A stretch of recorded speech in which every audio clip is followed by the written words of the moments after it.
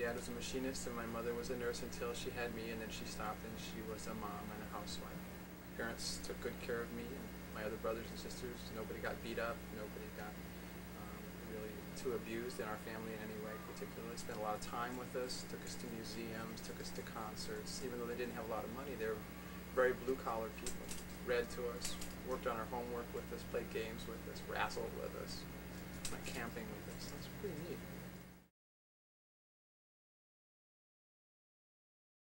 I ended up actually marching in the first Christopher Street Liberation Day parade. And there were like 10,000 people, and that was a big deal. Everybody was very excited that so many people were out. And somehow through that experience, I ended up meeting people in GLF and becoming involved. Of the gay liberation groups that were around at the time, it was probably the furthest left politically. And I pretty much was already there. I was an anti-war person. I had to deal with the draft and so on. And I thought the war was wrong, and I was very, I think partially because of the way I was raised, I was really quite socially conscious about social problems and political problems, and it just seemed to me that from a political perspective it made the most sense, and I felt most kind of simpatico with people who were GLF people. People were talking about which at the time was a fairly radical idea, that they were going to use this word gay, and we were going to use it in a positive way, and that it was assumed that being gay was a positive thing in one's life. There's this big emphasis on people expressing their feelings and being open about feelings, which was pretty antithetical to what most American males grow up with. There was also an emphasis on people expressing their femininity and allowing that side of themselves to be okay, and kind of relishing it and celebrating it, in some ways doing drag or skag drag, or people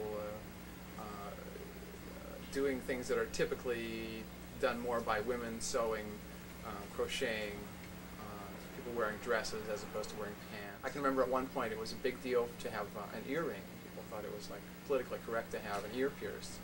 And then that went on for a while, and you'd see everybody getting their ear pierced, and then after a while it became politically correct to have 2 ears pierced. So then you were like really right if you if you had both ears, which I do, pierced.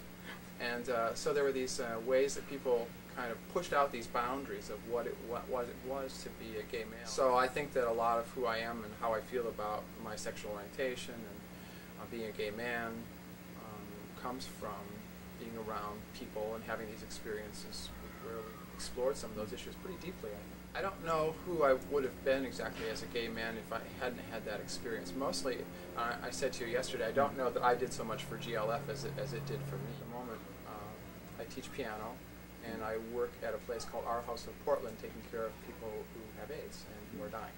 We were in C. There's a 1 chord in C, right? 1, 3, and 5 in C. C major. If I play a 5 chord, this finger goes down 1 note, and I go up 1 note, and my second finger has the 5 chord.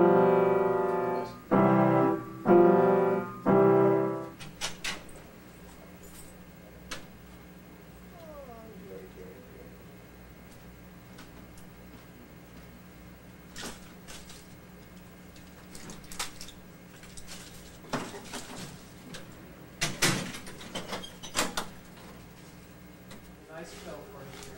Very nice pill. Thank you. You know it so well.